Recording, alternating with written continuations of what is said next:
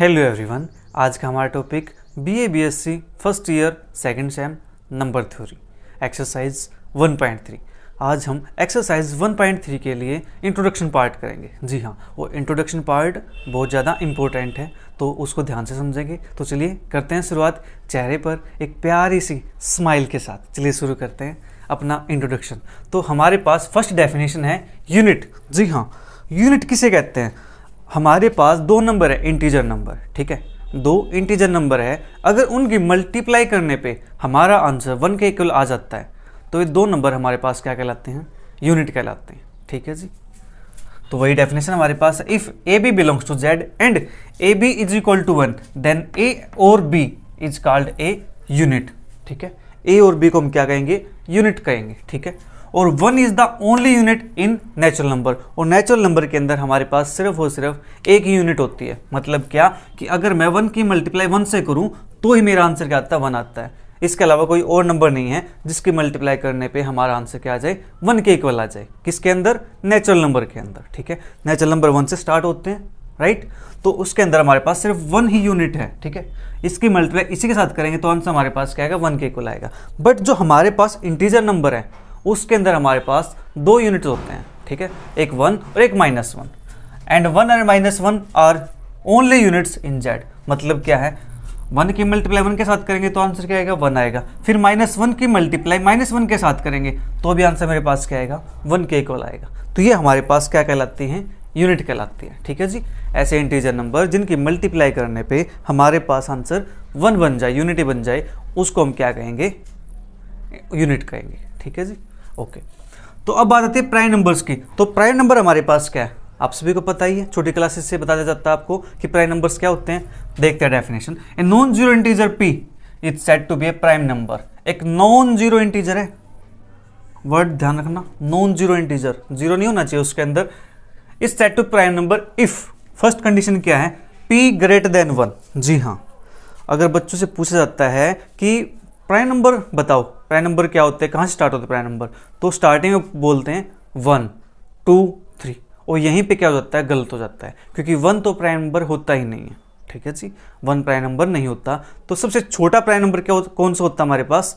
2 होता है। और इंपॉर्टेंट बात, एक खास बात यहाँ पे ये है कि जो प्राइम नंबर्स हैं उन नंबर्स के अंदर सिर्फ एक ही prime number even prime number है, और वो हमारे पास है 2 के अलावा सभी के सभी प्राइम नंबर्स क्या हैं? ओड प्राइम नंबर है। ठीक है जी, only 2 is the even prime number in primes. ठीक है, तो देखते हैं, p ग्रेटर देन 1 होना चाहिए, right. It is not exactly divisible by any number, और ये एग्जैक्टली किसी भी नंबर से डिवाइड नहीं होना चाहिए एक्सेप्ट 1 एंड इटसेल्फ। सिर्फ अपने आप से और 1 से डिवाइड हो उस नंबर को हम क्या कहेंगे? प्राइम नंबर कहेंगे। ठीक है, that is p has no divisor except 1 and itself. उसका 1 के और खुद के अलावा कोई भी डिवाइजर ना हो। ठीक है, यही दो नंबर ऐसे होंगे जो उसको एग्जैक्टली डिवाइड करेंगे, राइट। तो एग्जांपल की बात करते हैं, प्राइम नंबर हमारे पास 2 3 5 7 11 13 17 19 एंड सो ऑन। ठीक है जी, ये हमारे पास क्या हो गए? प्राइम नंबर्स हो गए, अगर एग्जाम्पल्स की बात करते हैं तो। ठीक है, समझ आ गया आपको? प्राइम नंबर्स की डेफिनेशन आपको पता थी, बट रिवाइज हो गया आपका, राइट।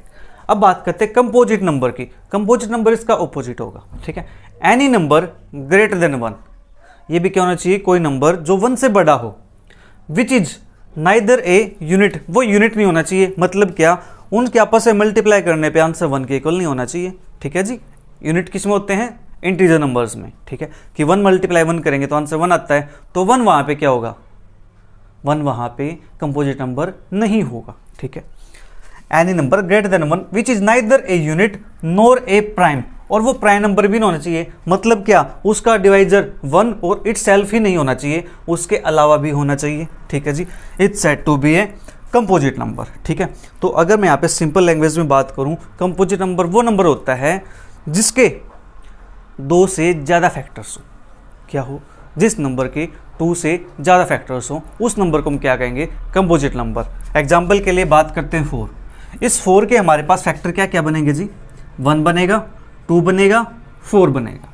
ठीक है, तो यहाँ सिंपल लैंग्वेज में अगर बात करें कि कैसा नंबर जिस नंबर के 2 से ज़्यादा फैक्टर्स हों, उस नंबर को हम क्या कहेंगे, कंपोजिट नंबर कहेंगे। ठीक है जी, तो यहाँ पे हमने बात की है यूनिट की, प्राइम नंबर की और कंपोजिट नंबर की। इसके बाद हमारे पास है को प्राइम और रिलेटिवली प्राइम नंबर्स। जी हाँ, अब बात करते हैं को प्राइम नंबर्स की। को प्राइम नंबर हमारे पास क्या होते हैं या रिलेटिव प्राइम नंबर हमारे पास क्या होते हैं। तो two integers a and b, ये वर्ड इंपॉर्टेंट है, इंटीजर्स। ठीक है, ये आपको याद रखना है। Two integers a and b are called relatively prime और coprime if GCD of a and b is 1। ठीक है जी, that is a of b is equal to 1। हमारे पास जीसीडी क्या होनी चाहिए, ए और बी की 1 होनी चाहिए। अब यहाँ पे बच्चे अक्सर कंफ्यूज रहते हैं कि इन्होंने कहा है रिलेटिवली प्राइम और को प्राइम, यहाँ पे बात इन्होंने की प्राइम्स की, तो इट मीन्स यहाँ प्राइम नंबर होंगे।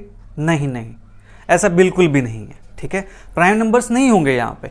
इन्होंने ये कहा है कि दो इंटीजर्स कहा इन्होंने। ठीक है जी, क्या कहा इन्होंने, टू इंटीजर्स। ये ध्यान देने की बात है। ठीक है, अब इसका नाम देख करके मत जाना कि प्राइम लिखा है इसके अंदर तो इट मीन्स यहाँ पे क्या होंगे, प्राइम नंबर्स की बात होगी। नहीं, यहाँ प्राइम नंबर्स की बात नहीं होगी, यहाँ पे रिलेटिवली प्राइम्स की बात होगी। ठीक है, या को प्राइम की बात होगी।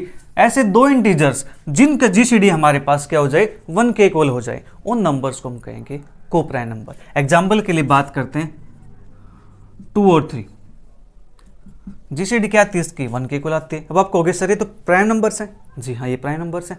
लीजिए मैं 4 ले लेता हूँ, 9 ले लेता हूँ।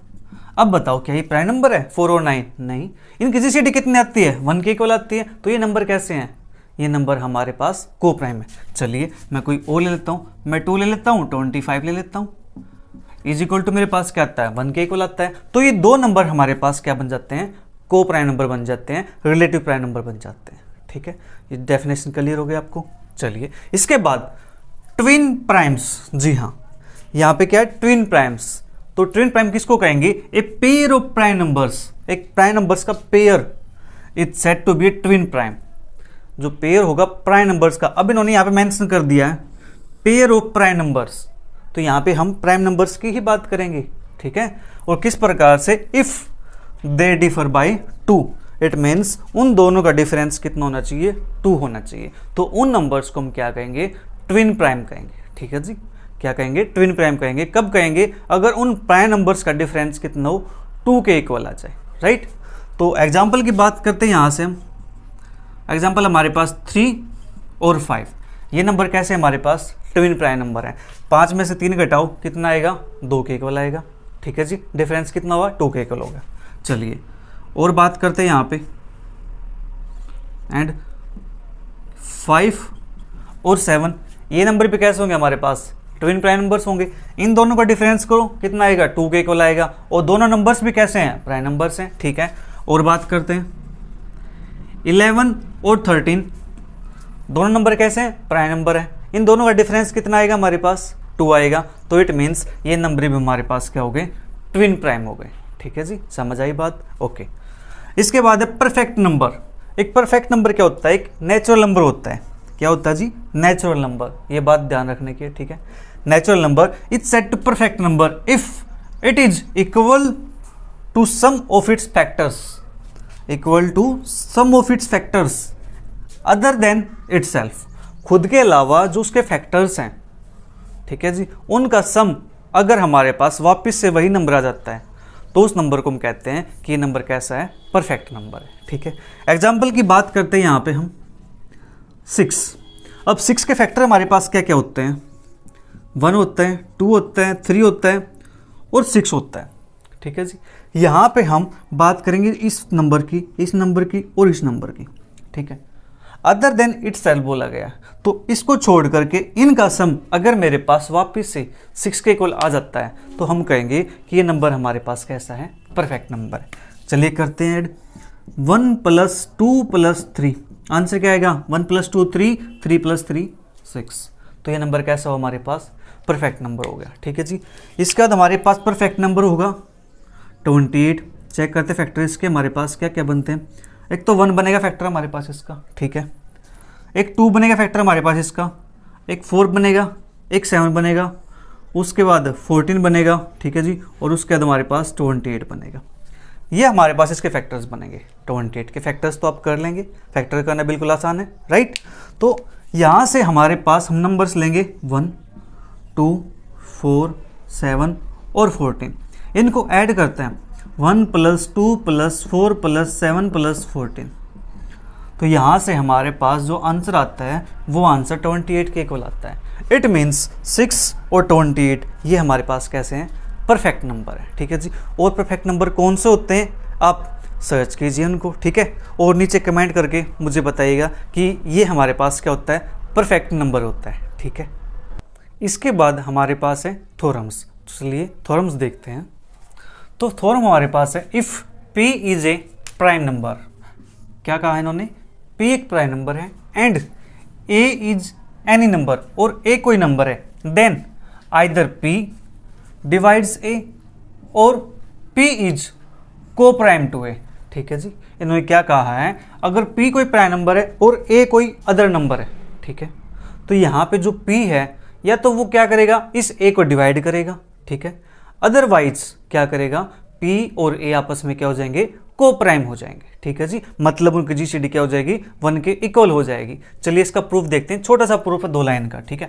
तो लेट p और a की जीसीडी मान लेते हैं d के इक्वल आती है। ठीक है जी। p और a की जीसीडी कितनी आती है, d आ जाती है। d आ जाती है तो इट मीन्स जो d है वो d क्या करेगा, p को डिवाइड करेगा एंड d क्या करेगा, a को डिवाइड करेगा। ठीक है। अगर जीसीडी आती है हमारे पास d के इक्वल आती है तो जो d है वो दोनों नंबर्स को डिवाइड करेगा, d p को भी डिवाइड करेगा और d a को भी डिवाइड करेगा। ठीक है।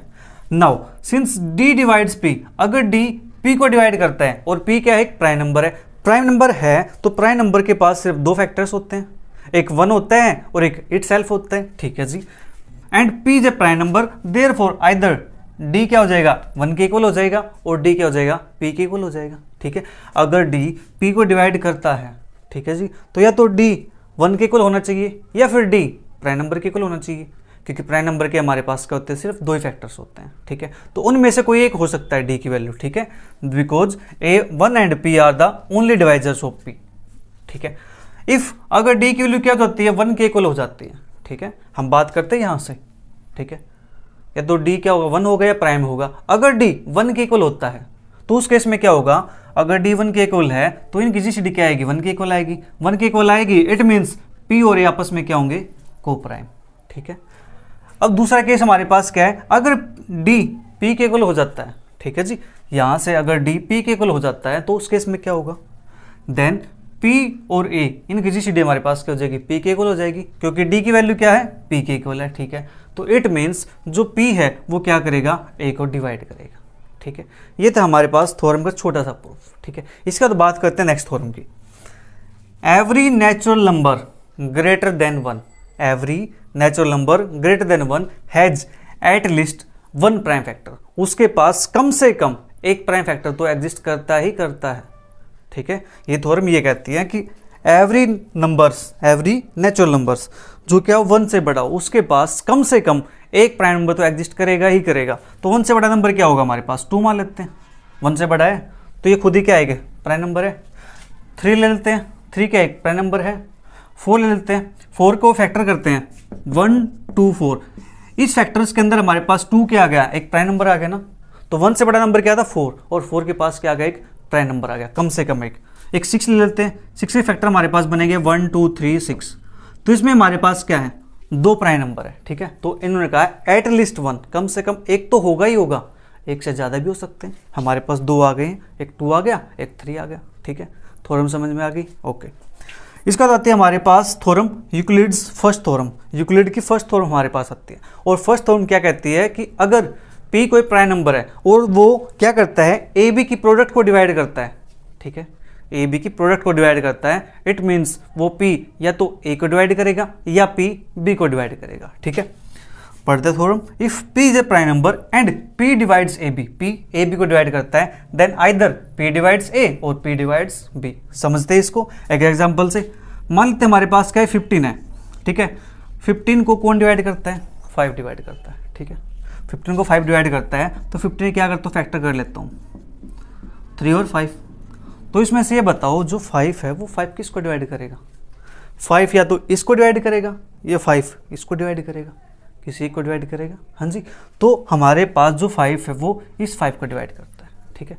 तो यहाँ पे यही तो कहता है कि देन आइदर p डिवाइड से और p डिवाइड्स p, या तो जो प्राइम नंबर है वो a को डिवाइड करेगा या प्राइम नंबर b को डिवाइड करेगा। तो यहाँ पे हमारे पास प्राइम नंबर इसको तो डिवाइड नहीं करता, लेकिन प्राइम नंबर इसको डिवाइड करता है, ठीक है। और ये केस कब बनता है, जब प्राइम नंबर दो नंबर्स की प्रोडक्ट को डिवाइड करता है, ठीक है। मान लेते हैं हमारे पास 21 है, ठीक है। 21 हमारे पास 21 को डिवाइड करता है तो इट मीन्स यहाँ पे क्या होगा, फैक्टर करें इसके, तो 3 क्या करता है, या 3 को डिवाइड करेगा या 3 7 को डिवाइड करेगा, बट 3 7 को डिवाइड तो करता नहीं, 3 किसको डिवाइड करता है, 3 को डिवाइड करता है, ठीक है। तो तभी तो इस फैक्टर को डिवाइड कर पाया इस नंबर को, राइट, ओके। इसको बताती है यूक्लिड्स की सेकंड थ्योरम। सेकंड थ्योरम क्या कहती है, the number of primes is infinite, ठीक है। जो प्राइम नंबर है वो हमारे पास कितने होते हैं, इनफाइनाइट होते हैं, ये कहती है हमारे पास यूक्लिड की सेकंड थ्योरम। इसके बाद हमारे पास फंडामेंटल थ्योरम ऑफ अर्थमेटिक। ये थ्योरम आपने क्लास 10th के अंदर सबसे पहले पढ़ी थी, जी हाँ, फंडामेंटल थ्योरम ऑफ अर्थमेटिक। चलिए देखते हैं फंडामेंटल थ्योरम ऑफ अर्थमेटिक क्या होती है। इसको देखोगे आपको अपनी क्लास 10th याद आ जाएगी।